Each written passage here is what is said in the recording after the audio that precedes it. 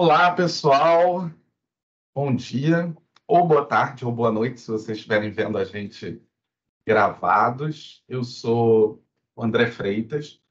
Eu sou autor do material de geografia do Sistema de Ensino PH e eu também trabalho no Sistema PH, na coordenação do novo ensino médio. E, primeiro, queria desejar a vocês, professores e professoras, um excelente ano letivo de 2023. Espero que todos tenham recarregado as suas baterias, porque o professor precisa recarregar as baterias, né, Rafa? Com certeza. Hoje aqui a gente vai conversar um pouco sobre os itinerários formativos de História e Geografia. E eu estou aqui com a Rafa, que é minha companheira, já fomos companheiras de sala de aula, É agora a verdade. gente é companheira aqui na autoria. Eu vou deixar você se apresentar, Rafa. Olá, pessoal, tudo bem? Bom dia, boa tarde, boa noite. No momento que vocês estiverem assistindo a esse vídeo, eu sou Rafaela Mateus, autora do Sistema PH, sou autora do Fundamental e do Médio, então é um grande prazer estar aqui com vocês. Como o André falou, a gente está iniciando o ano 2023, um ano ainda de muitos desafios, né? Ainda a gente voltando aí a se organizar devido à pandemia. Então, a gente veio aqui falar um pouquinho com vocês sobre itinerário formativo, sobre estratégias do uso do material em sala de aula, sobre planejamento. Vamos lá, André? E vamos sim. E quem estiver aqui ao vivo com a gente, né? Estou vendo que algumas pessoas aqui entraram. Bom Ah, que dia para legal. vocês. Bom E dia. fiquem super à vontade para usar o chat, tá? Como a gente está aqui, reservou esse espaço de manhã para interagir. Vocês fiquem muito à vontade, sejam bem-vindos. Bom, eu e a Rafa, né? A gente vai falar sobre história e geografia, mas na verdade tanto o sistema pH quanto a BNCC, ou o sistema pH por causa da BNCC, né, a organização do caderno ela está debaixo de um guarda-chuva maior, um guarda-chuva chamado Ciências Humanas e Sociais Aplicadas. Então, para fins operacionais, a gente até tem uma sala com os autores de filosofia e de ciências sociais, e separamos aqui, eu e a Rafa, para falarmos de história e geografia, mas esse guarda-chuva é grande, esse guarda-chuva compreende aí as quatro disciplinas. Muita coisa do que a gente vai falar aqui em termos de história e geografia não é que resvala ou conversa levemente assim com filosofia e com ciências sociais. Na verdade, tem de estar integrado mesmo. Então, assim, a primeira coisa que eu penso, né, enquanto autor, e também pensei enquanto coordenador desse projeto de novo ensino médio aqui no Sistema PH, foi de que é muito importante que essa equipe múltipla ela se organize. Você pode discordar, tá, Rafa? Você fica à vontade. Não, É, a questão da interdisciplinaridade já está sendo assim discutida há muitos anos, né? A nem é BNCC uma novidade, né? não, ela vem consolidar uma discussão de décadas É nas verdade. ciências humanas. E se a gente for muito pragmático, assim, né, e uma dose de pragmatismo não faz mal aqui nessa discussão, hoje eu diria assim que uma formação deficitária, né, em filosofia ou em ciências sociais, ela atrapalha muito o trabalho com os alunos durante o ensino médio, e isso vai se verificar, por exemplo, numa prova como a do Exame Nacional do Ensino Médio, o Enem. Não é mais ou menos importante para a prova de ciências humanas, hoje, os conhecimentos e as habilidades e competências que um aluno desenvolve em ciências sociais. Pelo contrário, eu diria até que com uma base sólida de filosofia e ciências sociais, ele às vezes resolve questões que, assim, tradicionalmente seriam chamadas de história ou de geografia. Não, e eu só queria complementar o que você falou, vide o tema da redação do Enem passado, né, do último Enem, que era para o aluno ali refletir sobre as sociedades, comunidades tradicionais, e que você precisava de um repertório muito grande, que são as ciências sociais que vão ali contribuir muito ali para aquela redação. E uma série de questões da própria base, né, envolvendo desigualdade, pluralismo, uma discussão sobre etnocentrismo, justiça social, direitos humanos, ciência política, ela está ancorada em objetos da Sim. filosofia ou das ciências sociais. Então, assim, Uhum. por que eu falo isso? Porque, tradicionalmente, né, a gente não tem um problema é, em encontrar professores de geografia, encontrar professores de história qualificados e licenciados para o ensino médio, e nem de encontrar essas duas disciplinas já muito consolidadas na grade do ensino médio da maioria das escolas. Mas, infelizmente, eu falo isso, infelizmente, com negrito, assim, com destaque, é, a gente ainda vê, às vezes, um trabalho improvisado de filosofia e de ciências sociais, né? Uma coisa assim, o professor de literatura, o professor de redação, alguém que vai dar atualidades, né? Atualidades não existe, assim. Atualidade não é um campo do conhecimento, nem em história, nem em geografia. Na verdade, a atualidade é um intervalo de tempo, assim, que eu não sei nem se eu chamaria de atualidade, mas assim, atualidade não é uma área de conhecimento. E a base traz para a gente essa definição. A área de conhecimento é ciências humanas e sociais aplicadas. Então, os planejamentos, as trocas, e a gente vai falar de planejamento aqui, eu acho que hoje é a coisa mais importante ou mais contemporânea, mais vanguardista para a gente falar para um professor. Parece clichê, mas planejamento hoje é muito mais complexo do que dar aula, né? É, tudo isso ele precisa acontecer de maneira integrada. Eu, particularmente, sonho com um dia que vai ter um professor, e aí ele pode ter formações diversas, mas que vai ter um professor capaz de ciências humanas e sociais aplicadas, de fazer essa integração muito bem. Assim como tem de ter um professor de linguagens ou um professor de matemáticas. A base fez esse mesmo movimento em outras áreas, tá? Não é para ter um professor de verbos, um professor essencialmente de gramáticas, é, é, ou um professor só de literatura, ou quase que história da literatura, né? Que provavelmente é o tipo de currículo que a gente foi submetido, né, Rafa, quando a gente é, teve aula no nosso ensino médio. A base trata, por exemplo, a operação da língua, né, dentro das suas múltiplas linguagens, dos seus múltiplos usos sociais, a linguagem oral, a linguagem escrita, em ciências humanas e sociais aplicadas, esse guarda-chuva ele está abrindo também de maneira intencional, não é um acidente, não. E aí, a gente tem um desafio, né? Um desafio que vocês já devem conhecer, que é a gente quase que não tinha currículo nenhum no ensino médio passado, tá? Eu costumo dizer o seguinte, que não tem muito assim como defender o velho ensino médio, e você não precisa ser um fã da reforma do ensino médio, nem um leitor acrítico da base. Eu tenho algumas críticas tanto à reforma quanto à base, especialmente ao documento, que é muito frágil, na minha opinião, sobre os itinerários formativos. Os referenciais curriculares sobre itinerários formativos, eles pode tudo, e quando pode tudo, você não sabe para onde corre, assim. Parte do nosso desafio, né, Rafa, enquanto autores, foi montar um currículo a partir de uma base que não é currículo, e que não aponta, assim, nos itinerários, o chão, né, onde a gente precisa pisar. Mas a gente não tinha currículo nenhum e a gente passa a ter dois. Um currículo estruturado para a formação geral básica e um currículo estruturado para itinerários formativos.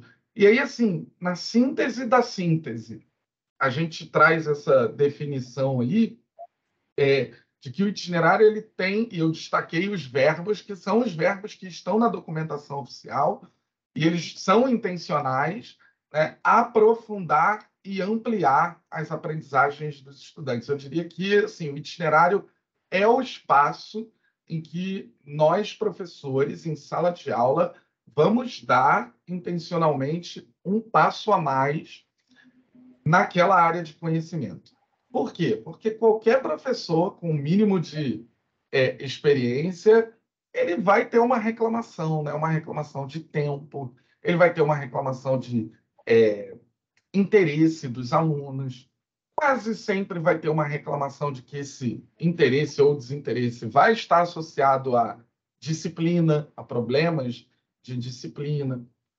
E aí tem uma questão de foco, né, que a reforma do ensino médio nos coloca como desafio, e não é um desafio para a gente resolver semana que vem, ele é um desafio dos próximos anos, que é na sala de aula, né, e podemos fazer essa pergunta para todas as disciplinas, na sala de aula, a gente tem que se perguntar, binômio de Newton em matemática é para todos os alunos? Que a gente que é de humanas aqui, vamos falar baixo, mas a gente está vivendo bem sem binômio de Newton. Estamos bem, a vida não mudou pela falta do nosso conhecimento em binômio de Newton. A dificuldade é a gente fazer em geografia, eu ou a Rafa fazer em história, né, essa pergunta e responder sinceramente, assim, Rafa, os seus alunos precisam conhecer detalhes da segunda fase do diretório na Revolução Francesa e precisam saber detalhes factuais de todas as rebeliões no Brasil colonial ou durante o período regencial ou qualquer outro período que você quiser. Provavelmente a resposta é não. Né? Provavelmente a resposta é não. Grande desafio de um professor que planeja hoje é fazer uma seleção de conteúdos, ou vou falar mais bonitinho, de objetos de conhecimento, e essa seleção ela respeitar critérios de relevância, de interesse, ela respeitar as intenções, né, os objetivos de aprendizagem que a gente selecionou. Rafa vai falar um pouquinho aqui sobre objetivos de aprendizagem, sequência didática, vai mostrar um planejamento dela. Mas, assim, a gente precisa lembrar que os alunos, eles escolheram, ou seja, eles tiveram autonomia para focar no itinerário formativo. Por quê? Porque eles não é obrigação deles, é obrigação nossa. Eles tiveram um currículo de formação geral básica em que os professores vão passar por aquilo que é essencial para todos, aquilo que a gente não pode abrir mão. Então, existem competências em ciências humanas, sejam mais ligadas à história, ou mais ligadas à geografia, ou à filosofia, ou às ciências sociais, que qualquer aluno egresso do ensino médio vai precisar carregar com ele. E existem outras coisas que são aprofundamentos e ampliações, não do conteúdo em si, mas são competências mais sofisticadas, são momentos de autoestudo. Os alunos precisam aprender a estudar. Estudar de maneira eficiente sozinhos. Uhum. Essa dependência aluno-escola é uma coisa do século passado, especialmente quando o assunto é informação. Né? Se o assunto é só informação factual, a melhor aula de geografia não é a minha, a melhor aula de história não é a da Rafa. A melhor aula expositiva não é a sua. A melhor aula expositiva já foi gravada por alguém que fez uma animação super legal, que falou em 20 minutos o que você fala em 2 horas, ficou muito mais interessante, muito mais divertido e já está na internet de graça. Então, a nossa aula expositiva, ela pode muito bem ser substituída por autoestudo, um autoestudo bem conduzido, mas os alunos não sabem estudar de maneira autônoma, pesquisar, consultar fontes, selecionar informações. Parte dessas competências ainda é nosso trabalho. Rafa, segue daí com os eixos, com o que você quiser falar. Eu passo o slide aqui para os objetivos. Eu achei interessante que você falou muito dessa parte de interesse do aluno, né? Esse é o nosso grande desafio, os interesses dos alunos, ainda mais numa sociedade altamente tecnológica, a gente cada vez mais se afasta dos alunos, afinal, são gerações mais novas, gerações mais distantes, dos nossos comportamentos, hábitos, né, quando nós éramos jovens, né? Mas é muito interessante pensar que a base também ela foi pensada dentro desse protagonismo dos jovens brasileiros.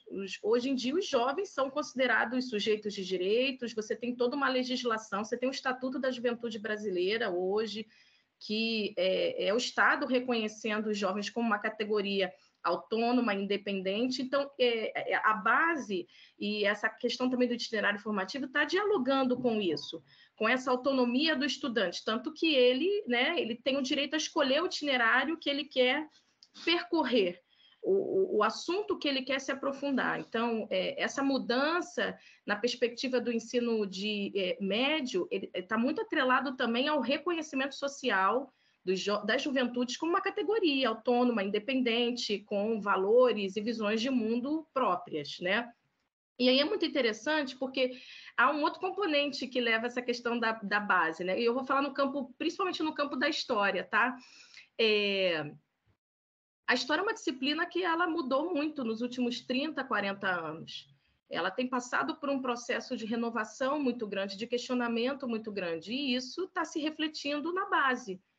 Quem tem acompanhado aí as questões do Enem, e aí o André falou bastante sobre isso, sobre ciências sociais aplicadas, tem percebido, por exemplo, que a base ela tem abordado muito história cultural, história social, o que se distancia muito daquela prática de só cobrar a história factual, que era muito característico nas décadas anteriores, infelizmente ainda é muito forte no Brasil como um todo, mas a base ela vem com esse sentido de fazer uma mudança mesmo no ensino não apenas de história, mas das outras disciplinas também.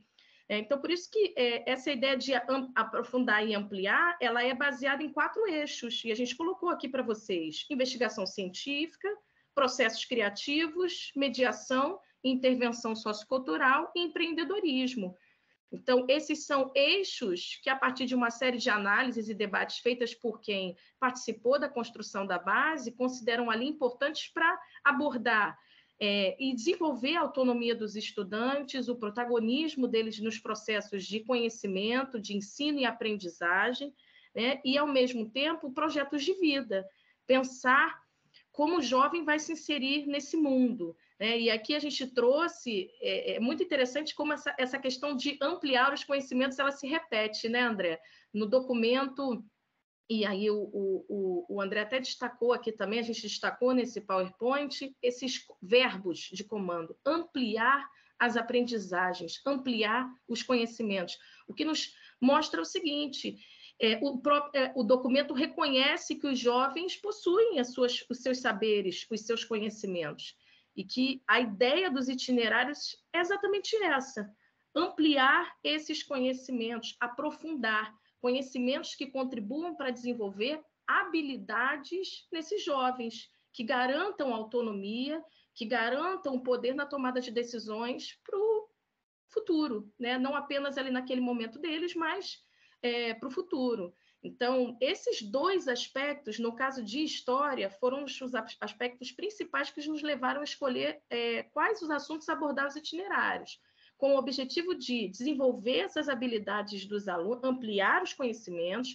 desenvolver as habilidades no sentido de, principalmente, garantir essa autonomia e, ao mesmo tempo, dialogar com essa renovação historiográfica, abordar esses temas que hoje têm sido fundamentais, como, por exemplo, a história social, a história cultural, né? A partir da luta dos movimentos sociais, a partir dos protagonismos sociais ao longo dos processos históricos. E assim, botando a mão na massa, né? Esses eixos estruturantes, acho que eles fazem parte da principal crítica que eu tenho ao documento, né? Porque eles foram listados, eles são importantes, eu reconheço eles, enquanto professor, como importantes para essas juventudes que vão entrar nas nossas salas de aula em 2023 e não em 1993. Isso faz muita diferença. No entanto, eles não estão exatamente ancorados naquilo que a gente convencionou chamar de planejamento. Né? Então, se a Rafa se preparou para uma aula sobre Guerra Fria ou sobre o fim do Segundo Reinado e o início da Primeira República, nunca ficou claro num documento se ela está trabalhando em investigação científica, de onde é que sai empreendedorismo, uma palavra assim, polissêmica, super confusa, né? Para as pessoas aplicarem numa aula de história, por exemplo. ou os processos criativos. A gente tem essa dificuldade, tá? É uma dor, na verdade, ao olhar para a base, olhar para o meu livro, olhar para o planejamento, e falar onde é que isso entra. Mas Como concretizar isso, né? como é que eu concretizo isso? O fato não é aula de empreendedorismo, não é Sim. aula de investigação científica, é aula de história, é aula de geografia. Os processos criativos, a investigação científica, ou seja, os eixos, eles são para mobilizar a gente a começar a fazer uma pergunta que, se a gente não fez, a gente está dando aula do século passado ainda, que é a pergunta: o que que eu quero ensinar para quem, de que jeito? Então, assim, em última instância, a gente é mais professor, ou vou usar aqui o neologismo, a gente é mais ensinador numa sala de aula de educação básica do que a gente é historiador ou geógrafo, ou cientista social, ou filósofo. É lógico que a Rafa sempre vai ser historiadora, eu sempre vou ser geógrafa, a gente não tira essa segunda pele. Mas a gente é mais preocupado com ensino e aprendizagem. Então, hoje, essa pergunta, ela não é do campo teórico, ela é do campo essencialmente prático, assim. O que que eu preciso ensinar? Por quê? Porque a base, né? E aí essa é uma tendência mundial. Se a gente falar de Portugal, se a gente falar de Finlândia, Canadá, Singapura, né? Esses cases de sucesso assim em relação à educação, né? Nos últimos anos, na última década, pelo menos, quase todos eles estão preocupados num tripé assim que envolve formação de professores, avaliação de aprendizagem, que é diferente, bastante diferente das nossas provas muito tradicionais. Então, eu preciso, né, como um médico, como um mecânico de automóveis, me preocupar com a essência do que eu faço numa sala de aula. Eu acordo de manhã e falo que eu ensino. E a minha pergunta posterior tem que ser: os meus alunos aprenderam? Porque se um médico ajuda a resolver os problemas de saúde das pessoas, e no fim de um determinado período ele olha que ele atendeu 10 pacientes e 9 morreram, ou continuaram doentes, ou suas doenças pioraram, ele é um médico ruim. Essencialmente é isso. Se você leva o seu carro para o mecânico, ele não conserta, ele é um mecânico sem competência para ser mecânico.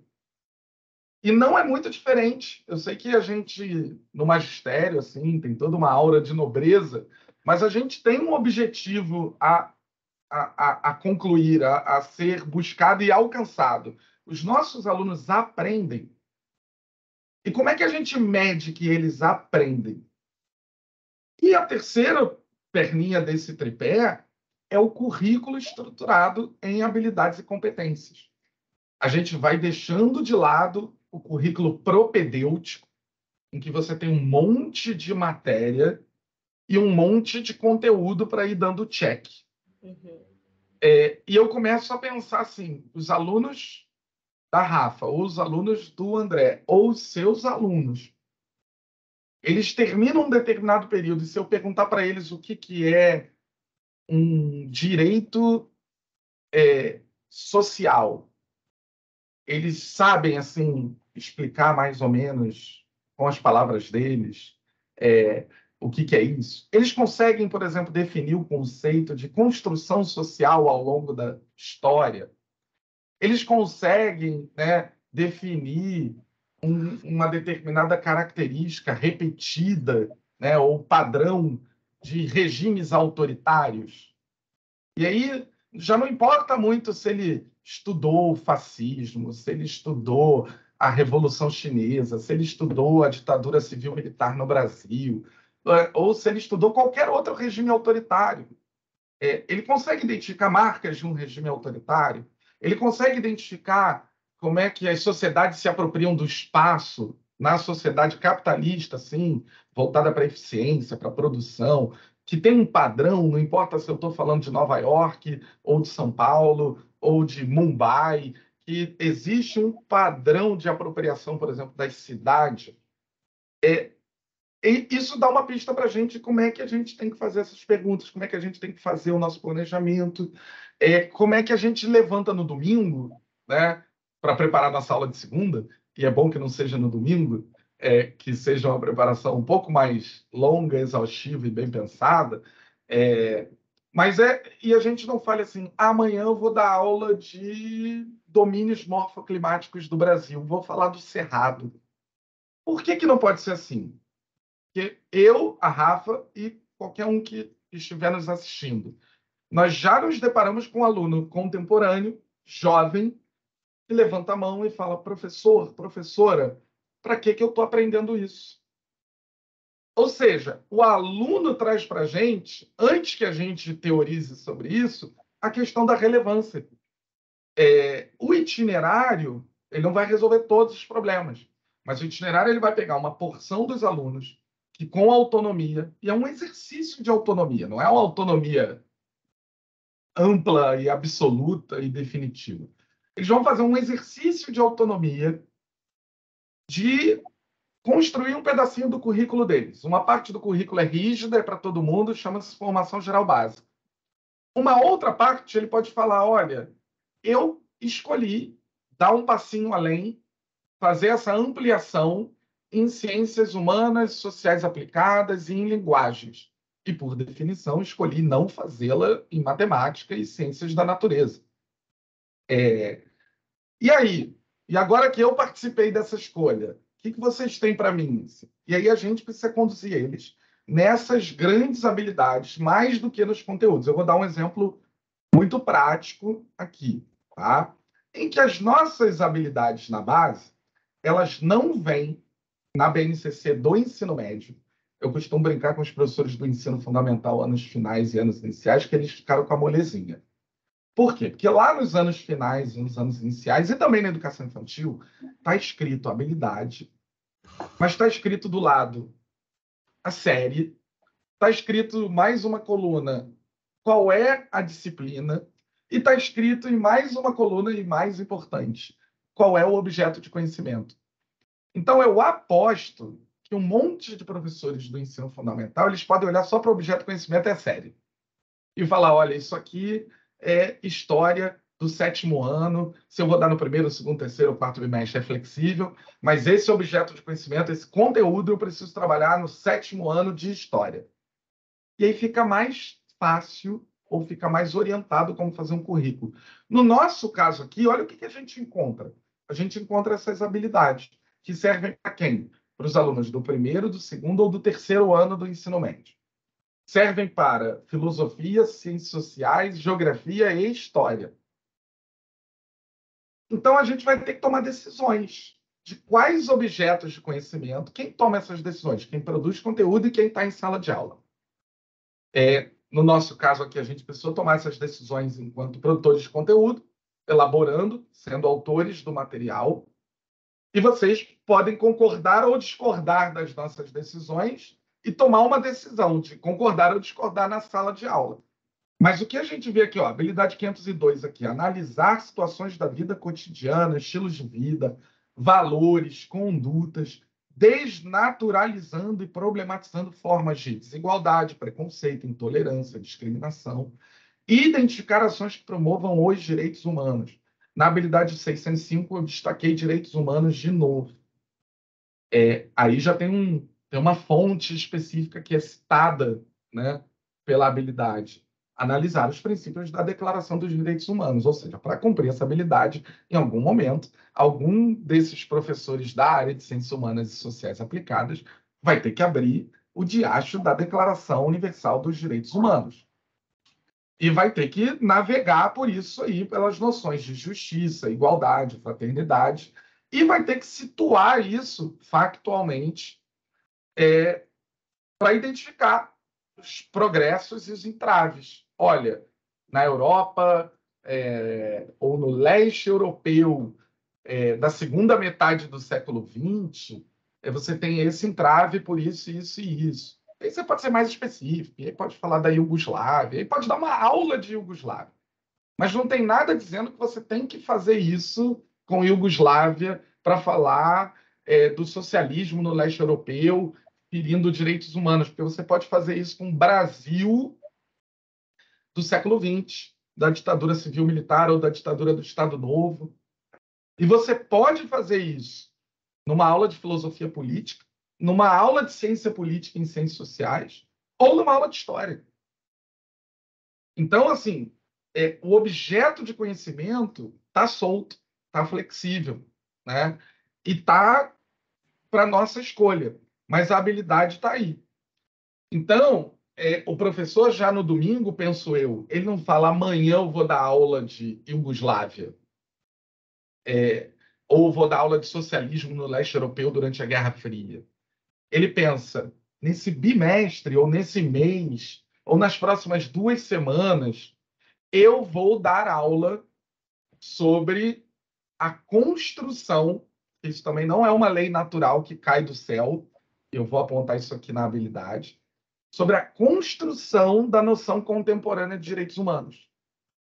E provavelmente ele vai precisar se planejar para se perguntar como que eu sei, ao final desse mês, desse bimestre, dessas 2 semanas, ou seja, o calendário também é flexível, como que eu sei que ao final dessa jornada os meus alunos conhecem situações da vida cotidiana, identificam progressos e entraves e reconhecem o que são os direitos humanos para a contemporaneidade. E, às vezes, o jeito mais fácil de fazer isso, né, é fazendo sozinho. A Rafa decidiu que vai fazer na sala dela, na aula dela, nessa semana. O jeito mais complexo, porém mais sofisticado e melhor para os alunos, é fazer isso de maneira interdisciplinar, com certeza. Né? Com certeza, se isso virar um projeto, e não é projeto para a gente fazer trabalho de grupo, tá, gente? Vamos melhorar essa ideia de projetos em educação. Mas um projeto curricular, que também não precisa ser o ano inteiro, que integre o professor de ciências sociais, que integre o professor de história, a professora de geografia, e todo mundo trabalhe com isso, fica mais fácil, porque o aluno ficou ali com essa ideia reverberando, fica mais fácil que ele identifique o que é direitos humanos, que alguém trabalhe com ele a noção de construção social, que a gente perceba, né, que, olha, 150 anos atrás era razoável que alguém aqui na minha rua tivesse um escravo amarrado. Pode andar com um escravo amarrado aí pela rua onde você está, ou aqui onde eu estou? Lógico que não pode, a gente até dá risada disso. Mas 150 anos atrás podia andar com esse escravo amarrado, não ia ter problema nenhum. A gente pode problematizar isso, dizer que mesmo depois da abolição da escravidão, ainda era razoável socialmente andar com alguém amarrado por aí. Ou seja, a escravidão de fato, né, ela não acaba com um ato ali da assinatura da Lei Áurea, ou a gente pode trazer isso mais para frente. Um dos itinerários de geografia traz isso para o campo do trabalho, né, a escravidão contemporânea. E a gente tem uma escravidão contemporânea bem documentada e bem definida pelos órgãos públicos, pelo Ministério Público do Trabalho, pelas leis de trabalho do Brasil. A gente fala em escravidão ainda no mundo contemporâneo, tráfico de pessoas. Mas percebe assim, tanto a Rafa pode dar uma aula do Brasil do século XIX, como eu posso dar uma aula de mundo do trabalho do Brasil do século XXI. Ela em História e eu em Geografia. E ambos falando sobre direitos humanos. E ambos falando sobre direitos humanos vinculado a trabalho, ou trabalho compulsório do período pré-abolição, ou a gente falando de um trabalho compulsório por dívida, ou de tráfico de pessoas, práticas criminosas no mundo de hoje, 2023. Tá? As formas de violência, eu não destaquei direitos humanos, porque direitos humanos não aparece explicitamente na habilidade 503, aí em cima à direita no nosso slide. Mas, de novo, a gente vai falar, de alguma forma, sobre direitos humanos e vai falar da violência de uma maneira mais ampla. Por quê? Porque a base fala sobre isso. Eu vou dar uma aula sobre violência, vai ter um capítulo sobre violência, Talvez não. Às vezes sim, às vezes a gente foi bem assertivo e a gente colocou assim, olha, tenho esse capítulo aqui que a gente quer provocar os professores a trabalharem especificamente sobre esse tema. Acho que é a próxima coisa aqui que a gente vai mostrar. É um exemplo disso. A Rafa vai falar aqui da questão das mulheres, né? Que é um grupo social minoritário. E aí, olha que legal. A gente pode discutir minoria, conceito científico de minoria com os alunos. Porque as mulheres não são minoria demográfica. Tem mais mulheres no mundo do que homens. Tem mais mulheres na educação do que homens. Mas as mulheres são minoria sob o ponto de vista do conceito das ciências sociais de minoria. E aí os autores de história foram muito felizes em escolher as mulheres, eu acho. Mas eles poderiam ter escolhido portadores de deficiências físicas, eles poderiam ter escolhido quilombolas, povos originários, eles poderiam ter escolhido uma etnia indígena qualquer do Brasil inteiro, eles poderiam ter escolhido a população preta e parda para falar de minorias. A gente poderia ter escolhido marginalizados urbanos, né? Pessoas que moram em favelas, né? Apesar das favelas estarem aos milhões, né? Mas eles também se encaixam no conceito de minoria. Ou seja, eu preciso do conceito de ciências sociais para trabalhar bem um módulo de história ou um módulo de geografia. Rafa, me ajuda aqui com essa história das habilidades e já emenda aí no exemplo que eu acho que é um exemplo bom para a gente ver como é que a gente fez isso ao longo do currículo. A sua reflexão é muito importante, porque é um grande desafio, tá, pessoal? E vai continuar sendo um desafio para todos nós, porque a gente sistematizar conteúdos ou selecionar conteúdos que, de alguma forma, contemplem essas habilidades. O foco são as habilidades. Então, assim, é isso. Uma determinada habilidade, ela pode ser abordada de diferentes formas, em diferentes, né, contextos aí, para os alunos. Você pode passar para a gente falar logo do modelo? É um modelo que a gente pensou para um itinerário formativo do primeiro ano, e aí o André já fez uma apresentação desse itinerário, do módulo 9, que foi pensar as protagonistas da história. E o nome é muito legal, do título ele é muito bom, porque, historicamente, as mulheres foram excluídas.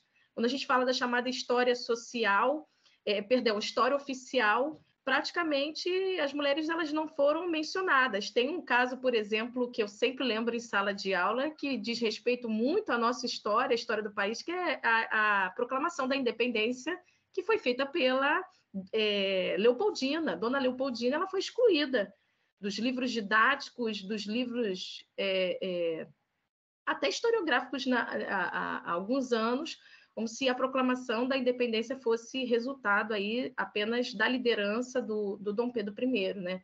O que ainda é muito questionável ainda pelos historiadores atuais, né? E Rafa, assim, você pegou esse exemplo, mas assim, podemos pegar quase que todos da modernidade, Sim, né? É sempre sim. a história do Czar, é a história do Napoleão, é a história do Oliver Cromwell, é a história dos homens nas guerras. As mulheres estavam Os aonde, grandes né? nomes, né?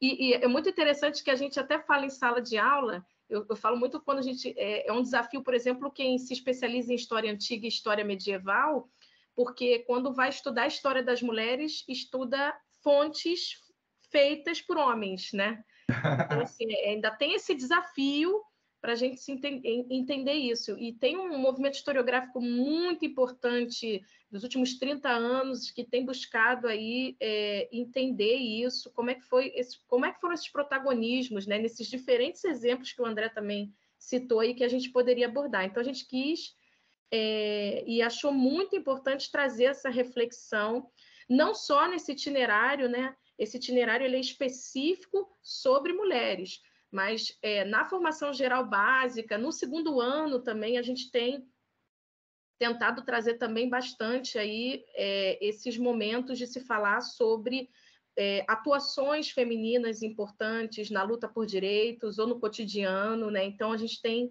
buscado aí trazer essa reflexão o máximo possível para a sala de aula. Deixa eu fazer duas partes aqui no que você acabou de falar. Uhum.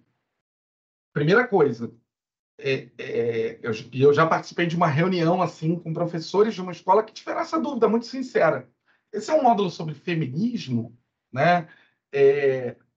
um temor, né, muito comum dos nossos tempos em ciências humanas e sociais, que é, nossa, em que vespeiro que nós, professores das ciências humanas, vamos nos meter. Não é um módulo sobre feminismo, é um módulo sobre história, gente.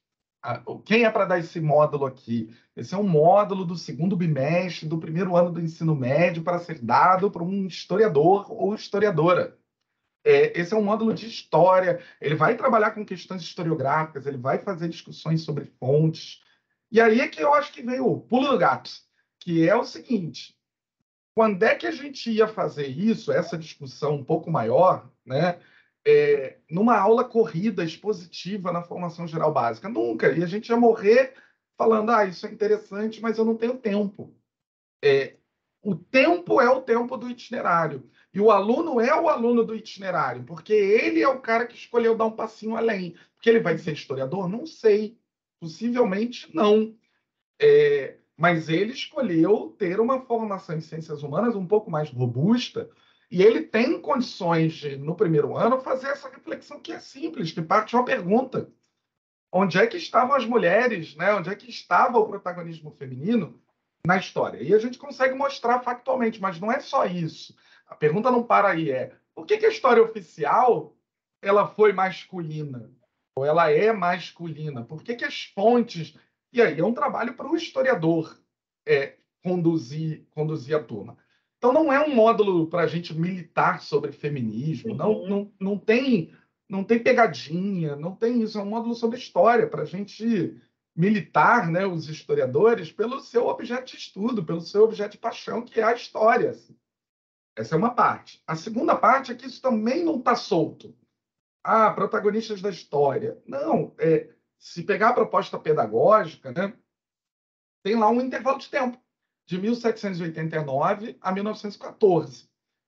Então, da Revolução Francesa até o início da Primeira Guerra Mundial. Ou seja, esse intervalo de modernidade aí, ele é um intervalo conhecido. Ninguém vai dar matéria, né? Não é porque a Rafa agora aqui então vai começar a falar de revoluções industriais, vai começar a falar sobre causas que antecederam a Primeira Guerra Mundial. Não, porque talvez isso seja da temática da formação geral básica para todo mundo. Ou vai repetir o pós-Revolução Francesa aqui? Não. Mas ela vai aproximar a lente. Aquilo que os alunos viram entre 1789 e 1914, que já é conhecido, vamos descer a lente aqui e vamos escolher um grupo social, que podia, de novo, ser qualquer um, mas vão ser as mulheres. Né? E vamos investigar as mulheres nesse intervalo já conhecido. Ou seja, não é solto e nem é militante, né? E nem é para qualquer um. Vamos fazer um debate aqui, ficar 3 semanas fazendo. Tem matéria. Né? Essa foi uma preocupação no sistema PH.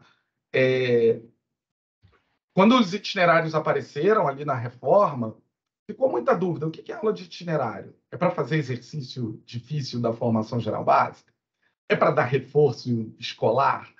O itinerário ele é para trazer um debate sobre temas etéreos, assim, e a gente ficar fazendo roda de debate? É para apagar a luz e passar filme? Não, se abrir o módulo aqui, e vamos abrir o módulo para a Rafa continuar, se abrir o módulo, tem coisa para fazer, e coisa de historiador para fazer. O que tem de historiador para fazer aí, Rafa? Eu achei interessante que você deixou... o primeiro eixo, né, que a gente colocou nesse módulo foi investigação científica, né?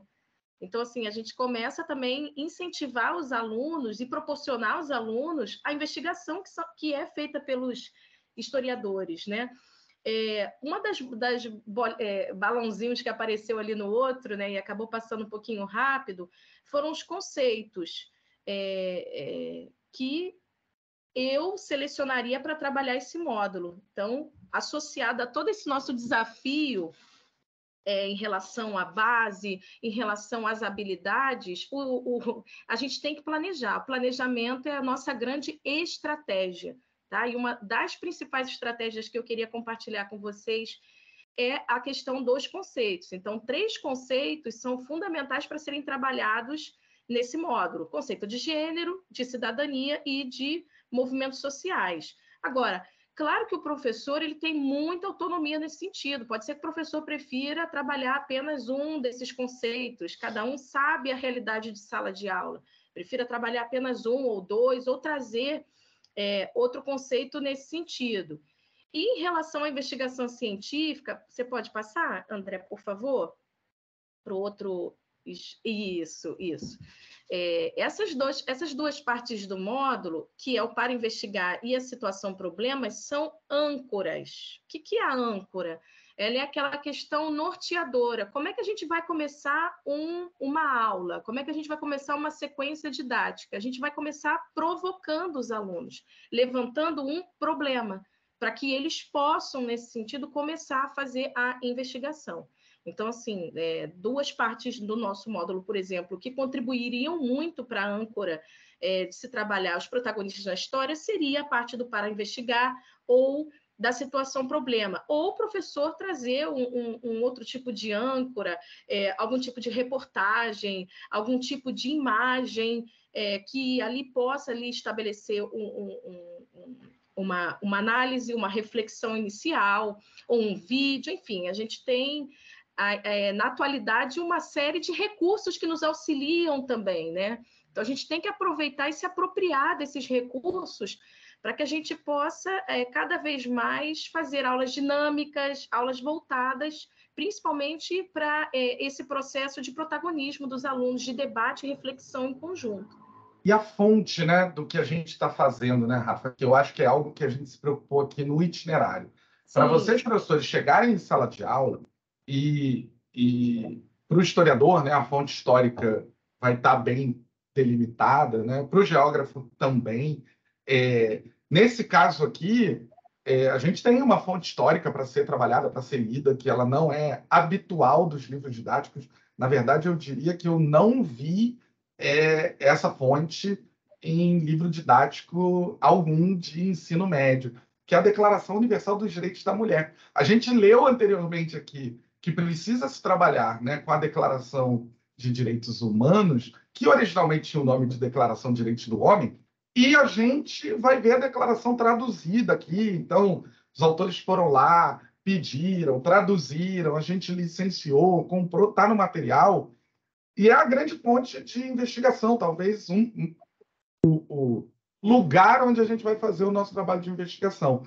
Da mesma forma, né, como em geografia, a gente vai buscar mapas temáticos, ou seja, não é um mapa solto para o aluno ali ficar igual no Atlas, né? Ninguém usa Atlas igual a gente usava nos anos 90. O problema do aluno não é ter acesso a um mapa. O problema do aluno é ter acesso a um mapa temático, ou seja, aquele mapa cheio de dados e conseguir interpretá-los. Por quê? Porque eles estão nos jornais, eles estão nos artigos científicos, eles estão nos portais de internet o tempo inteiro para falar das coisas cotidianas. Eu vou mostrar aqui já um sobre Covid, né? Mas é um mapa sobre São Paulo. Se eu coloco um mapa da cidade de São Paulo, ele não diz muito.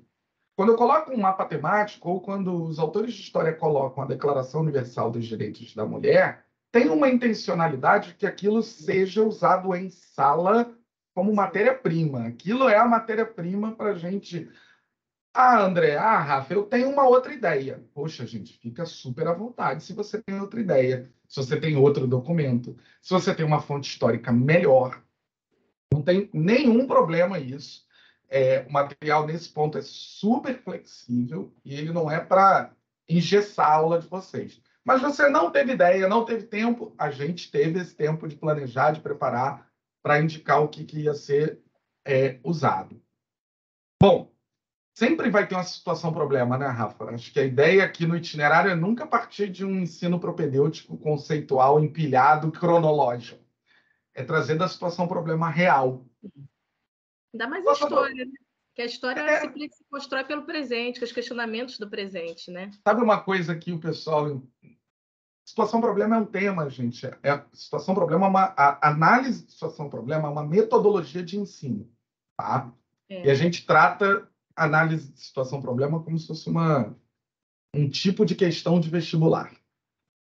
De novo, isso não é novo, tá? Já tem uns quase 30 anos em que a situação-problema ser a premissa né, ser o ponto de partida para o desenvolvimento de um aprendizado sobre um determinado conhecimento, ela está sendo discutida no mundo do ensino e do aprendizado. Por que a gente aprende melhor com situação-problema? Primeiro que é real, né, ou tem que ser real. Aquela situação-problema que é irreal, assim, ela só serve se a intenção for trabalhar com o abstrato, com a criatividade, né? Então, imagine um planeta de ETs em que tem um governo despótico. Na verdade, isso a gente quase que faz para criancinhas. Já não é mais o tipo de situação-problema para ensino médio. Tem a relevância, né? Por exemplo, vou trazer um ponto aqui de geografia. Tem um tema que eu adoro, que é o tema da geopolítica do Oriente Médio. É um tema que eu estudo, é um tema que eu gosto, é um tema que, para mim, é confortável. Para mim, ser confortável não significa nada para o aprendizado dos meus alunos. Muito provavelmente, se eu der uma aula expositiva sobre a Guerra do Canal de Suez, em 1956, os alunos vão preferir ver o Casimiro no YouTube. Tá? E eu preciso entender isso, que o Casimiro é mais legal. Por quê? Porque é Egito. Porque é 1956. Porque é muito distante da realidade deles e eles vão se perguntar, e talvez me perguntar, para que serve isso. Ou seja, se eu vou falar da Guerra do Canal de Suez em 1956 no Egito para nada, para cumprir uma estrutura propedêutica, eu não vou chegar a lugares muito longe. Tá? Agora, se eu crio uma situação-problema envolvendo o discurso político populista, porque eu estou trabalhando o populismo, se eu uso o presidente Nasser, se eu mostro para eles, por exemplo, tem gravações gratuitas disponíveis, né, das transmissões de rádio que o Nasser fazia, mentindo para a população, falando que estava vencendo a guerra, são quase que engraçadas. Tem os cartoons, as charges que saíam nos jornais do Egito, nos jornais britânicos e nos jornais israelenses, falando sobre a guerra, e elas são completamente diferentes. É quase que dá para a gente abrir uma discussão sobre fake news em 1956. Fica muito mais interessante, muito mais relevante, e a gente abre uma discussão para eles sobre como o discurso político ele não é essencialmente verdade, como o próprio conceito de verdade não se bate com o discurso político e dos políticos. Por quê? Porque o discurso político ele tem um interesse de poder. E o interesse de manipular alguns agentes, né? Algumas entidades históricas ou geográficas. Então, o caminho é a situação-problema, e o caminho não é mais a aula expositiva cronológica. Por isso, todo itinerário de história ou de geografia vai partir de uma situação-problema. Você quer falar aí dessa página ou posso avançar? Pode avançar. Foi Posso só para avançar? trazer exemplos mesmo. Tá. Não, eu ia avançar exatamente para o exemplo, né? Já que a gente fez aqui um exemplo de história, um exemplo de geografia também, mão na massa, assim, que é um itinerário 7, né? Então, é o início do terceiro bimestre. Só para explicar um pouquinho da estrutura, né? Cada itinerário, bimestralmente, vai ter 3 módulos. Então, são 3 capítulos, assim, um pouco mais longos do que os capítulos da formação geral básica, mas é porque é para a gente ter mais tempo mesmo. Inclusive, se a gente resolver dar aula expositiva do capítulo 9, que a Rafa mencionou, ou aula expositiva do capítulo 7 de geografia, a gente acaba em 2 aulas. A gente acaba em 1h30, a gente acaba em 2 horas, e vai ficar tempo voando. O itinerário ele carece de planejamento. A Rafa vai amarrar nossa prosa aqui falando de planejamento, da sequência didática. Mas olha só aqui como se repete um padrão. Tá? Temos um padrão. A mesma coisa que foi feita em história foi feita em geografia. Os alunos tiveram aula de geografia urbana e dos conceitos de geografia urbana, conceitos caros que precisam ser aprendidos. Conceito de gentrificação, de hipertrofia urbana, conceitos relacionados a uso do solo, né, como especulação imobiliária. Tiveram exemplos factuais, né, sobre problemas urbanos. Geografia urbana é um tema que sempre é relevante, sempre é interessante, sempre é contextual, porque não importa a cidade onde você está lecionando, existem questões urbanas a serem debatidas, sempre. Né? E parafraseando alguém que eu não lembro, as pessoas vivem na cidade, as pessoas não vivem na União. Então, assim, a gente fala muito do governo federal, né, o governo estadual, mas no fim do dia, todo mundo vive na cidade. Todo mundo anda na calçada, pega o ônibus da cidade, anda de metrô, paga IPTU. Isso todo mundo entende. Então, toda essa discussão ela começou lá na formação geral básica. E os temas, quando eles foram escolhidos, tanto em história quanto em geografia, quanto em ciências sociais, quanto em filosofia, eles foram escolhidos bimestralmente para ter alguma relação com a formação geral básica, com algo que já aconteceu ou está acontecendo na formação geral básica, para terem relevância e para serem amplos. Geografia urbana é um deles. Poxa, eu vou repetir no itinerário que já foi feito em geografia urbana na formação geral básica? Por favor, não. Por quê? Porque aqui a gente desceu a lupa de novo. Igual lá em história, a Rafa vai ter que descer a lupa para falar de mulheres num intervalo que já foi trabalhado na formação geral básica. Aqui a gente vai descer a lupa. Por quê? Porque a gente vai falar de um tema de geografia urbana sob uma perspectiva que a base trabalha. A perspectiva é a dos direitos sociais e de uma sociedade democrática. E um dos direitos sociais previsto na Constituição é o direito à habitação. E a gente vai falar do direito à cidade. O que é direito à cidade? Direito à cidade é o direito às urbanidades, à infraestrutura das cidades. Ou seja, tem alguma coisa que está na cidade que não está no espaço urbanizado e que é essencial para a vida cotidiana. A gente precisa de transporte público, a gente precisa de hospital, a gente precisa dos aparatos burocráticos do governo. Todos nós já vimos na televisão que alguém andou 25 quilômetros a pé para ir para a escola todos os dias. Alguém entrou num caminhão, né, para ir trabalhar na boleia de um caminhão, né, na caçamba de um caminhão.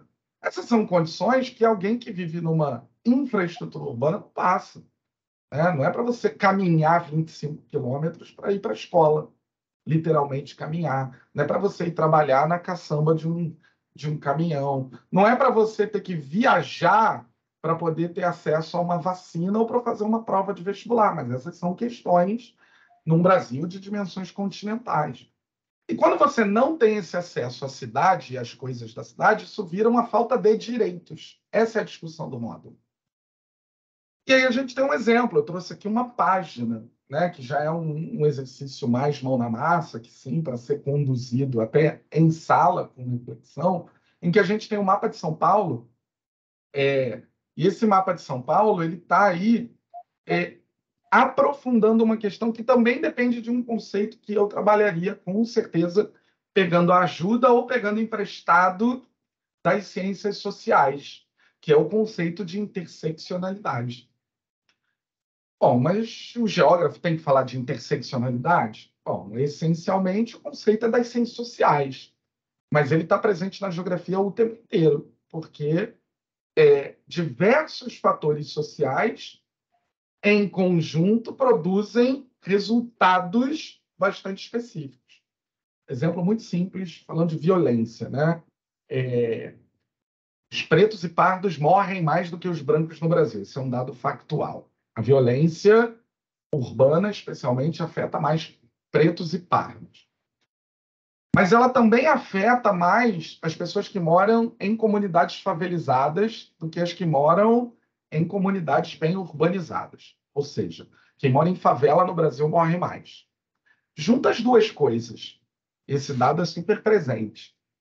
Um preto pardo que mora em favela morre mais ainda. Isso é interseccionalidade. Isso precisa estar na ordem do dia de uma aula que se pretende estudar o espaço, que é o objeto de conhecimento de geografia. E aí, como é que a gente faz isso na prática? Aqui os autores muito felizes em pegar um tema atual para trazer a ideia de interesse. Covid. Covid já após 21, já com vacina. Então, a gente pega a cidade de São Paulo, perdão, o município de São Paulo, e aí a gente vai identificar, né? Se forem alunos paulistanos, mais fácil ainda. As periferias de São Paulo, que em São Paulo a periferia está literalmente, geograficamente, nas bordas, na periferia dos limites da cidade, a periferia de São Paulo teve mais mortalidade. A periferia de São Paulo também é o lugar onde teve menos vacinação, menos imunização com 2 doses. Então, a gente vai ver a política pública de vacinação, a gente vai ver a mortalidade, 2 fatores aí separados, e a gente vai ver a população negra. Onde é que está a população negra em São Paulo? Na periferia de São Paulo. Você é negro, mora na periferia, você tem mais chance de morrer de Covid. Essa é a junção desses 3 mapas. Aqui a gente está fazendo super rápido. Isso é um trabalho super bom para a gente fazer, para analisar São Paulo, para analisar o conceito de periferia em São Paulo, para analisar urbanidades. Né? Então, você pega lá a zona sul de São Paulo, Grajaú, onde não tem nem ônibus, não tem nem linha de ônibus estabelecida, fica 1h30 do centro de São Paulo e da onde estão as maiores urbanidades. Ali falta tudo, falta também vacina. Ali sobra pobreza para, majoritariamente, uma população mais negra. Essa população é mais vulnerável. Então, se a gente está falando de uma sociedade democrática e mais igual, ou menos diferente, como você quiser colocar, e é isso que a base nos coloca para fazer enquanto professores de ciências humanas, esse é um exercício bom. Identificar os padrões. O padrão aqui é que o que está de ruim, seja a mortalidade, seja a baixa imunização, está sempre na periferia. E depois o exercício continua mais longamente para a gente fazer essa intersecção. Ou precisa ser com Covid, precisa ser com São Paulo? Não, pode ser com qualquer coisa. Eu dou aula em Pernambuco, escolhe aí a sua cidade, né, que você vai achar dados parecidos. O aluno precisa reconhecer esses padrões, mais do que decorar esse mapa. Na verdade, se decorar esse mapa não serve para coisa alguma, né, no ensino de 2023. Bom, então, assim, para a gente ir aqui caminhando para o fim, eu peço que vocês que estão aqui nos vendo ao vivo, se quiserem, nos interrompam. Rafa, e as estratégias para chegar com o conteúdo lá no aluno? Passa por onde? Gente, esse é o nosso grande desafio. A gente tentou aqui falar um pouco sobre os itinerários, quais são os objetivos dos itinerários, os eixos, quais foram as nossas escolhas, né? Mas o nosso grande desafio é como sistematizar tudo isso, como a gente vai mediar todas essas habilidades, esses conteúdos dentro de sala de aula. E o segredo é o planejamento. Essa é a nossa grande estratégia, né? Então, a gente pensou aqui num esqueminha de passo a passo, como ajudar a planejar, né? Esse é a gente teve um momento em que a gente estava conversando como as nossas formações nas universidades brasileiras, né? Elas acabaram nos deixando muito frágeis em relação ao planejamento.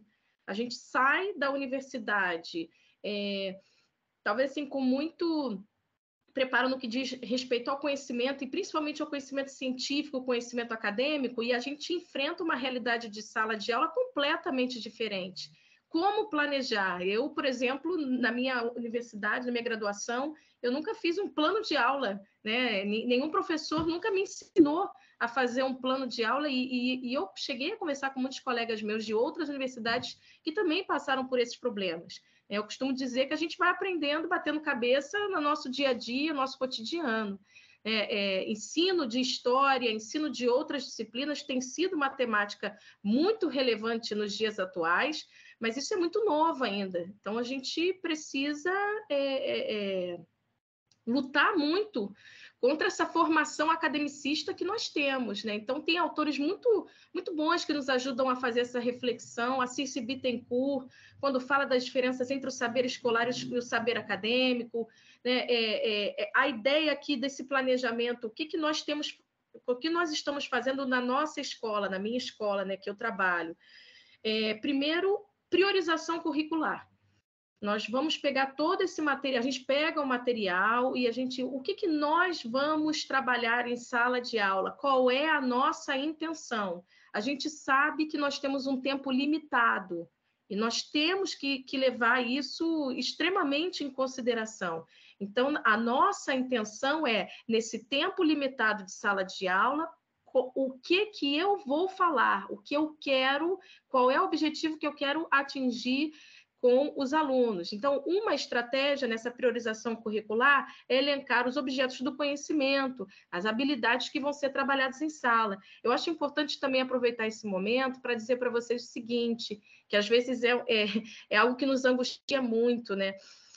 O material didático, o livro, ele é para ser usado em sala, ele tem essa intenção, mas ele também é um material de estudo para fora de sala de aula. Então, por isso que nós, autores, né, e também somos professores, a gente coloca muitas vezes ali determinados objetos de conhecimento, determinados assuntos no livro, que além de tem que transpor, tem que passar essa questão de sala de aula. E também dá liberdade para o professor. Vocês, professores, têm autonomia. Às vezes a gente fica um pouco preocupado com o possível engessamento, né, do material didático, mas a intenção não é essa, a intenção é ajudar mesmo nesse processo de construção de um planejamento de início, meio e fim. Uma outra etapa importante Rafa, Fala. e se deu, desculpa te cortar, e se Não, você no seu capítulo colocou 11 exercícios e eu, usando o seu material, só consegui fazer 5. Tem problema? Você vai ficar muito chateado? Minha aula foi ruim? Minha aula foi muito ruim? Gente, a gente vai usando os exercícios de outras formas. A gente vai usando passando para casa. Muitas vezes eu uso exercícios nas semanas de revisão de testes e provas. Eu, quando seleciono os exercícios que eu vou trabalhar na minha sala de aula, por isso a importância do planejamento, né? Eu já seleciono os que eu sei que são importantes para as aulas de revisão que a gente tem, né, nas semanas ali de prova, ou para passar para casa também, enfim. Isso não é um problema, professor. Você precisa entender que você tem a sua autonomia. O nosso objetivo é respeitar a sua autonomia, dar suporte para vocês. Esse foi o nosso grande objetivo, né? E a nossa grande preocupação ao longo aí da produção do material. A segunda etapa é a definição do conteúdo semanal, fazer um planejamento das semanas, né? No que você vai trabalhar ao longo dessa semana. Você falou uma coisa no início da nossa apresentação muito importante, de como a gente tem que dialogar com as outras disciplinas, né? Você falou até de um professor que linkasse geografia, história e ciências sociais. Eu vou contar para vocês uma experiência que nós tivemos na minha escola, na escola que eu trabalho, e foi muito legal. Eu acho que foi um primeiro passo, André, para esse processo da gente dialogar cada vez mais com as outras áreas, né, as outras disciplinas. As equipes se reuniram, fizeram o planejamento anual, né, do que seria trabalhado durante as semanas, e depois nós nos reunimos numa sala, História, Geografia e Filosofia e Sociologia, e nós começamos juntos a falar, a refletir sobre cada semana, né? O que um aborda, como é que a gente poderia abordar em conjunto, as habilidades, e foi assim, um momento, uma experiência muito importante como um primeiro passo. É claro que a gente ainda precisa aprofundar muito mais, a gente precisa dialogar muito mais com as outras equipes, mas foi uma experiência que eu particularmente gostei muito, né? Por exemplo, história fala de iluminismo, né? E filosofia também fala de iluminismo. E aí a gente começou a discutir ali como é que a gente poderia trabalhar isso, o que um vai, como é que o outro... Geografia também nós temos, nossa, muitos assuntos em que a gente dialoga ali o tempo inteiro. Então, assim, E a gente tem um ganho de eficiência, né? Até para que nos ajude a ter menos problema com o tempo. Que imagina, né? Às vezes um professor de literatura fala de iluminismo, um professor de filosofia fala de iluminismo, um professor de história fala de iluminismo. A gente, claro, tem a preocupação de não se contradizer, mas a gente tem que ter a preocupação de não se repetir, né, excessivamente, de maneira desnecessária. Pode cada um estar ali focando naquilo que é mais importante, e ter em mente que a interdisciplinariedade está nisso, está mais nesse planejamento do que botar eu e você junto numa sala de aula. Bota ali o professor de história e o professor de geografia, que isso é uma aula interdisciplinar. A gente pode dar uma aula junto e ela ser absolutamente não interdisciplinar. Exatamente. Então, a gente tem sido uma experiência muito legal, e aí a gente, durante as aulas, às vezes eu estou falando sobre um determinado tema, e aí eu falo, o professor de filosofia, ele falou sobre tal conceito, aí todo mundo falou, então é muito legal a gente dialogar. É isso, gente, o segredo, além do planejamento, é o diálogo, tá? Se estabelecer um diálogo, reuniões, o máximo possível para poder a construção desse planejamento da escola, né? E a terceira etapa fundamental nesse processo é o plano de aula.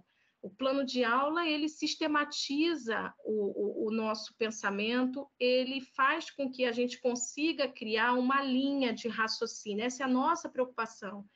Todos nós temos uma formação, temos conhecimento, mas como fazer esse processo de ensino e aprendizagem dentro de sala de aula e que ele faça sentido aos alunos? Ainda mais ciências humanas, né? Que muitas vezes tem muitos alunos que têm facilidade, mas tem outros que viram tantas vezes para mim e falam, Rafa, eu não consigo entender, né? Não faz muito sentido, eu me perco, às vezes, no conhecimento. Então, o plano de aula ele permite ao professor construir a narrativa, né? As ações que ele vai realizar dentro de sala, dentro de uma intencionalidade.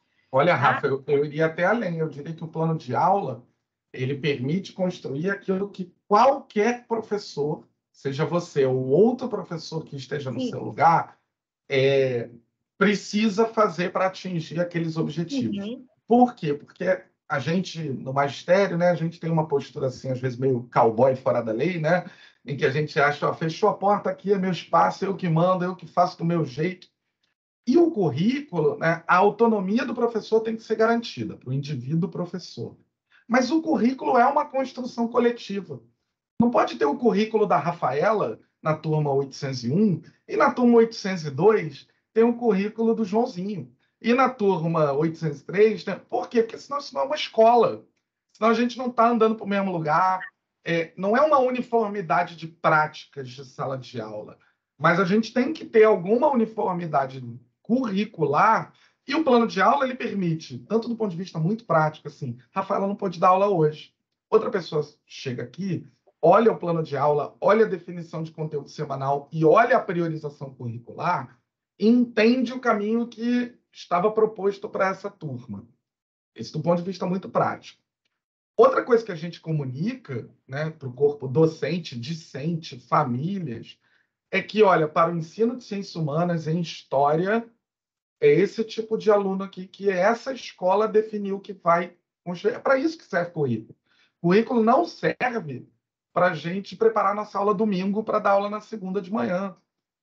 Currículo serve para organizar e selecionar uma infinitude de abordagens e de objetos de conhecimento em torno de um propósito. E eles não precisam ser iguais, não tem currículo único.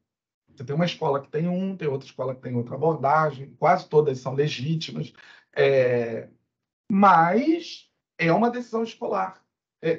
Eu acho importante a gente trazer essa dimensão coletiva, porque tudo isso aqui dá trabalho, né?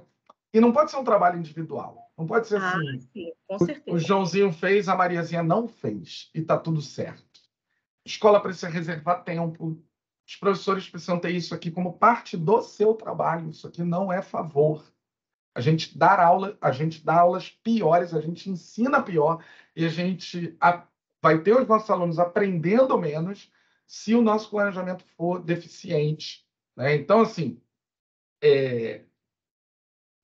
essa construção, né, ela precisa ter algum espaço. Eu sei que isso aqui dá trabalho, isso aqui bem feito não precisa ser feito toda semana. Isso aqui bem feito tem uma certa durabilidade, né, Rafa? Um bom planejamento, um bom currículo da escola. Ele vai receber ajustes, ele vai receber pitacos de novos professores, mas isso dura, né? Ele vai ser revisto, né? Adaptado, melhorado, porque é aquilo, às vezes tem determinadas coisas que a gente programa e não funcionou. Não A gente teve uma funcionou. outra ideia, né? Mas aí a gente já tem uma base pronta, a gente já não está partindo do zero. Olha, a gente tem uma experiência, até eu e a Rafa, a gente conversou rapidinho sobre isso antes de entrar aqui, que é, os professores uma vez olharam ali o capítulo 7, o 8 e o 9, que fazem um bloco do itinerário, e definiram o 7 a gente quer desse tamanho, o 8 a gente não quer, e o 9 a gente vai trabalhar muito, casou com a proposta da escola, dos professores, etc. Isso também é planejar, isso também cabe. Então, os professores que escolheram ali suprimir alguma coisa, passar rápido em outra e destacar muito outra, eles precisam estar acordados, né?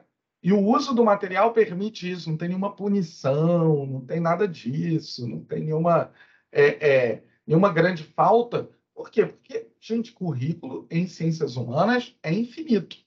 Podemos dar aula de tudo para todo sempre. Acho muito importante o que a Rafa falou, precisa reconhecer a finitude dos recursos.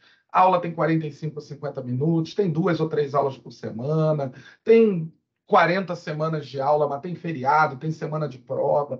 Vai dar para dar tudo? Não dá. Se a gente ficar repetindo que em história tudo é importante, em geografia tudo é importante, a gente vai falhar.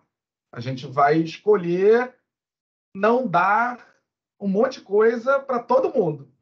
Então é melhor que a gente, nesse planejamento, seja assertivo e consiga acertar, dar algumas coisas bem para esse grupo que está fazendo o itinerário. É Eu se vou. apropriar do material, né? Se apropriar do material de acordo com as expectativas de cada escola, cada grupo de professores, entendendo que vocês têm autonomia. Eu acho que é sempre importante também destacar isso. Eu vou talvez fechar aqui o que a gente está falando, sei que você falou aí de alguns autores, mas vou fazer aqui um jabá de um livro que me ajudou muito ali em 2019. É um livro organizado pela professora Marieta de Moraes Ferreira, né? Um livro muito simples, chama Os Desafios do Ensino Médio, em que fala-se basicamente de novo ensino médio. Tem um segundo volume desse livro que chama Os Itinerários Formativos, então é bem simples. E a professora Marieta, ela convidou assim, um montão de gente para falar de novo ensino médio, a partir do que estava nascendo ali das discussões da base e tal. Tem um capítulo do professor Eduardo Deschamps, que participou já aqui em evento com a gente no sistema, foi presidente do Conselho Nacional de Educação e hoje é conselheiro do Conselho Estadual de Educação em Santa Catarina. Que ele fala o seguinte: o que a gente fazia no currículo antigo? A gente escolhia dar tudo para todo mundo. E o resultado era, a gente não dava quase nada para ninguém. Que a partir do momento em que você vai me permita aqui, Rafa, você vai da pré-história até os problemas urbanos de 2023, passar em tudo, geografia, história, em 200 dias letivos, vezes 3 anos, 600 dias letivos, com 2 ou 3 tempos por semana, não dá. Não dá. Tem muita irrelevância e tem muito desinteresse misturado nesse currículo gigantesco aí, da pré-história até os problemas geopolíticos ou urbanos de 2023. O que o itinerário formativo vem fazer? Ele vem selecionar alguns conteúdos e trazer para um grupo de alunos que escolheu, e, portanto, tem mais interesse naquele tema, o aprofundamento e a ampliação. Então, parte do meu trabalho, o trabalho da Rafa, do seu trabalho em sala de aula, é fazer seleção. É se preocupar com interesse, é se preocupar com relevância, tanto quanto vocês se preocupam com competências profissionais, como historiadores ou como geógrafos. A gente é professor e historiador, a gente é professor e geógrafo, ou a gente é professor de história ou professor de geografia. antes da nossa disciplina, vem a ideia de que a gente é professor. É muito importante a gente ensinar do jeito certo e os alunos aprenderem mais. Se eu sou um excelente historiador, mas os meus alunos não aprendem, é possível que eu não seja um bom professor. Acho que essa é uma preocupação, uma pulguinha atrás da orelha aí para o início de ano letivo, mas a gente deseja super sucesso para todo mundo, que, de novo, as baterias estejam renovadas. Agradeço a quem está aqui ao vivo com a gente, quem já saiu, o pessoal que assiste a gravação depois em casa. Obrigado, Rafa, pela parceria, mais uma. Acho que prazer. Foi super útil. Você quer falar mais alguma coisa? Estou aqui finalizando, dando tchau aqui, mas... Não, foi um prazer agradecer quem pôde estar aqui conosco nessa manhã. Espero que a gente possa ter contribuído um pouco aí. O tempo sempre é finito, né? Infelizmente. O tempo é finito. Sejam bem-vindos ao Sistema de Ensino PH, às escolas novas. A gente é super aberto, ao longo do ano, em voltar a ter outras conversas e tirar outras dúvidas. Vou agradecer aqui a Thelma, a Renata, passar para a Renata. A gente tem uma última fala aqui com a Aline Castro, nossa diretora pedagógica do Sistema de Ensino, e vocês tenham aí um bom retorno de ano. Rê, tá contigo aí. Obrigado, Rafa. Obrigado, Rafa. Obrigado, André. Foi uma ótima reunião, uma ótima palestra. Depois, claro, vamos compartilhar aqui com os nossos colegas. Obrigado ao professor Anthony, que está aqui conosco na sala, o professor Henderson também. Deixa eu ver quem mais está aqui conosco na sala. Subiu. A professora Gabriela, a Rafaela, o Henderson, estão todos aqui. Muito obrigada. Eu vou passar agora a fala da diretora Aline para todos. E aí depois iremos compartilhar essa reunião para todos do Sistema de Ensino PH.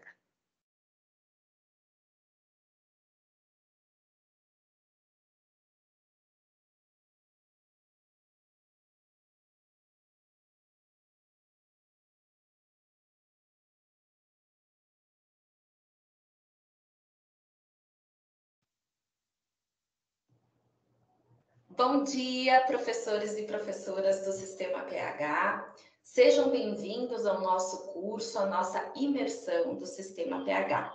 Hoje eu estou aqui para desejar boas-vindas a todas as nossas escolas novas e também a todos os professores de escolas da nossa base.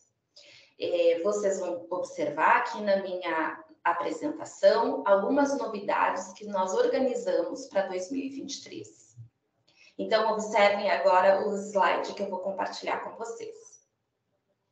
Este ano, a gente teve algumas alterações e algumas novidades dentro do planejamento do pedagógico. A primeira delas é, dentro do Profes, dentro do Plural e da nossa plataforma de formação de professores, nós criamos um curso de formação para professores, onde vocês encontram um curso introdutório sobre o Sistema PH. Essa implantação, ela tem trilhas de aprendizagem tanto para a parte da gestão, como para os professores de todos os segmentos. Então, vale muito a pena, eu diria que é uma tarefa de casa imprescindível para todo educador que trabalha com o Sistema PH. As trilhas são curtas, foram feitas com muita qualidade pelo nosso time pedagógico, com a exclusiva intenção de ajudar o professor no seu dia a dia. Outra novidade bem interessante que a gente acredita que vai ajudar vocês é esse encontro desta manhã, que é o curso de imersão Sistema PH, um encontro exclusivo de vocês, professores, com os nossos autores do Sistema PH. Esse encontro, ele também é feito para todos os segmentos. Mas, antes de falar como vai ser o nosso dia da imersão, eu gostaria de compartilhar com vocês uma missão que estamos construindo em 2023 e que boa parte dos professores serão acionados dentro serão acionados por seus gestores em função da reunião que tivemos no dia 2 de fevereiro com os gestores de escolas, onde a gente fez uma conversa, um diálogo, onde a gente quer aperfeiçoar o uso dos recursos do sistema PH.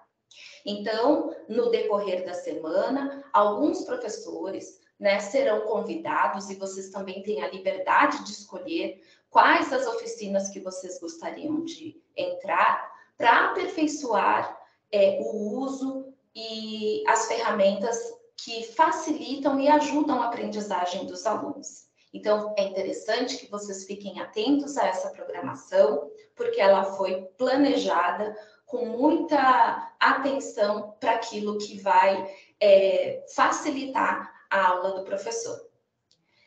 E aí, agora, a gente vai falar um pouco sobre essa nossa manhã e os objetivos que a gente tem nessa atividade durante esse encontro.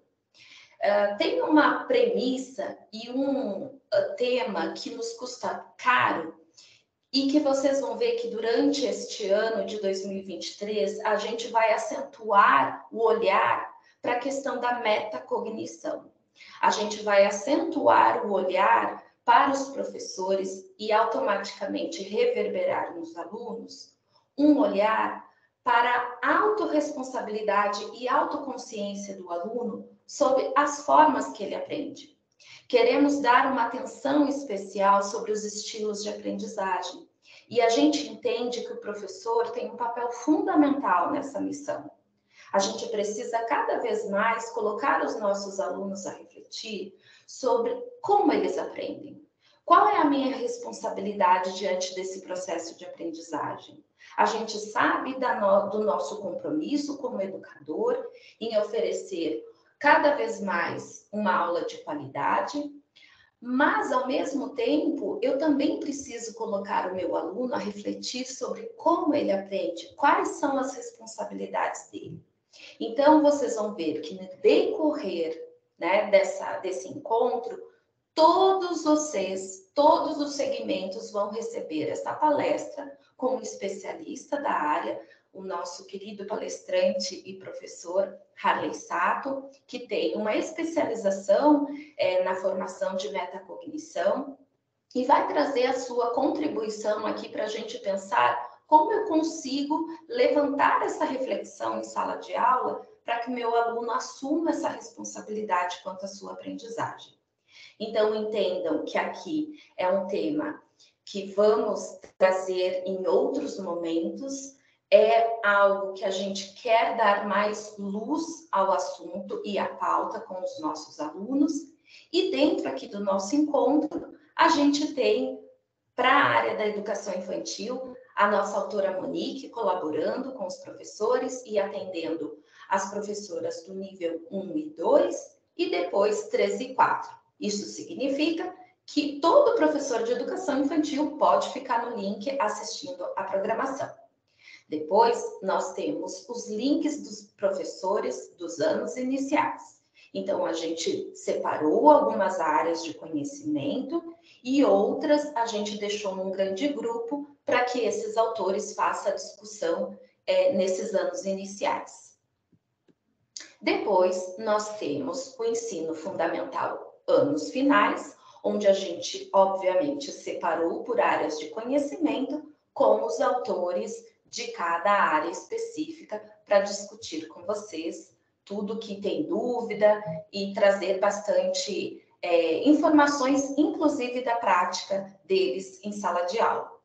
E, por fim, a gente tem um encontro aqui do ensino médio, onde vocês também terão a oportunidade de conversar com os autores a respeito dessa prática, a respeito do material, de tirar dúvidas, de fazer trocas a respeito do uso com o nosso material.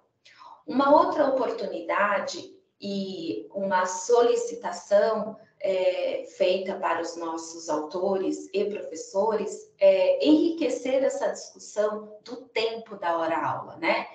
Como eu consigo trabalhar com esse tempo que todos nós temos, esse grande desafio aqui na área da educação, né? Eu acho que ele é um grande desafio para todos os segmentos, de como trazer o que é essencial para a aprendizagem do aluno no tempo estabelecido na nossa carga horária ou no próprio processo que a escola está organizada.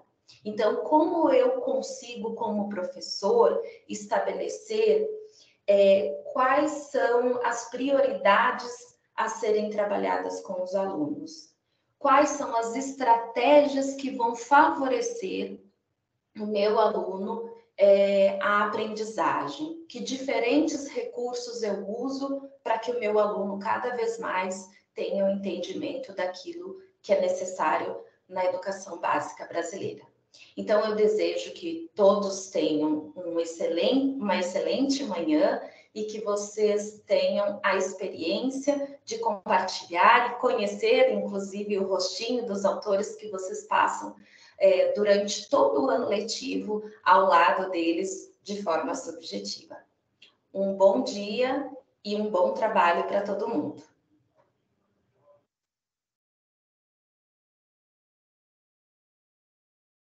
Obrigada, professores. Eu vou encerrar aqui e depois eu vou disponibilizar essa gravação na íntegra para todos, tá bem? Muito obrigada a todos.